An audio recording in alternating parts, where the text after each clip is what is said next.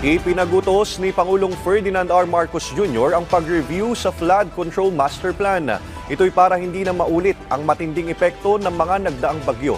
Ayon sa Pangulo, dapat ring nakakasabay ito sa makabagong panahon para pigilan ang epekto ng mga kalamidad. Si Clayzer Pardilla ng PTV sa Balitang Pambansa. Bakas pa rin ang pinsalang iniwan ng Bagyong Christine sa bayan ng Laurel, Batangas.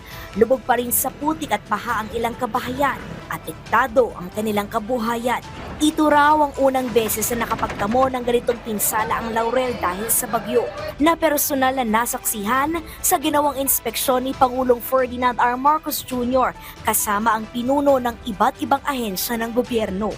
Kaya't nandito po, halos kalahati ng kabinete ay nandito po upang tignan kung ano po ang mga kailangang gawin. At nakita naman po namin ang mga naging problema na dala ng Christine dito sa inyo. Siyam sa 21 barangay sa Laurel ang labis na naapektuhan ng Bagyong Christine. Para mabilis na makabangon mula sa hagupitang bagyo, nag-abot ng 10 milyong pisong pinansyal na tulong si Pangulong Marcos sa Laurel LGU. Bahagi ito ng 60 milyong pisong financial aid para sa 6 na bayan sa Batangas. Binigyan naman ng tig 10,000 pisong ayuda ang mga magsasaka at mangingisda, na mahagi rin ang presidente ng libreng construction materials sa muling paggawa ng kanilang mga nasirang tahanan. Kabilang sa mga benepisyaryo si Orlando na nagiba na nga ang bahay, inanod pa ng tubig ang baklad. Pasalamat daw sa Pangulo dahil sa ibibigay nilang tulong. Malaking bagay yun para sa pag-uumpisa namin sa aming buhay, sa pamumuhay. Makakaasa kayo na ang pamahalaan ay patuloy nakabalikat ninyo sa pag-ahon mula sa hamong ito.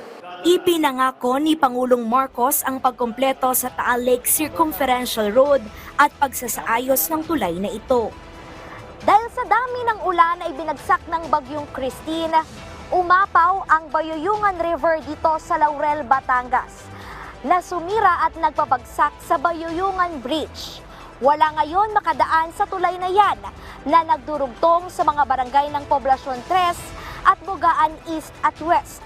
Mahalaga ang daanang ito na kumukonekta sa mga bayan ng Laurel at Agoncillo, pati na rin Lemery, Batangas. Ang DPWH ay tinitignan na ang mga ito. Inaatasan ko rin sila na gawing prioridad ang pagpapagawa ng mga infrastrukturang ito na magawa sa lalong madaling panahon. Papalo sa 61 ang bilang ng mga namatay sa Batangas. Para maiwasan ang ganitong trahedya, puspusan ang ginagawang hakbang ng pamahalaan at pinare-review ang Flood Control Master Plan. Bagaman nakalatag ang mga flood control project ng gobyerno, doble sa Bagyong Ondoy ang ibinagsak na tubig ng Bagyong Christine na epekto ng climate change. Bumabaha siguro dati pero hindi ganito kalaki. Nagbago talaga ang panahon. Kaya gagawin natin, babaguhin natin ang mga design, patitibayin natin yung mga infrastructure, mga flood control, yung mga slope protection, pati yung mga tulay. Lahat yan, kailangan natin baguhin, tignan natin na mas magandang design. Handaan niya ang pamahalaan na imbestigahan ang pondo sa mga flood control project at dapat tingnan ang science o tunay na nangyayari sa mga ito. Binigyan diin ang paggamit ng mga teknolohiya para pigilan ang epekto ng mga kalamidad, tulad ng early warning system ng DOST para balaan ang mga nasa lugar na hazard-prone areas at dahan-dahang pagbawas ng tubig sa mga dam bilang standard procedure para maiwasan ang matinding pagbaha. Pinadadalay rin ang pag-access sa mga pondo ng NDRRMC para mabilis na maayos ang mga kagamitan at pasilidad na nasira dulot ng sakuna. Mula sa PTV Manila, Clayzer Pardilla para sa Balitang Pambansa.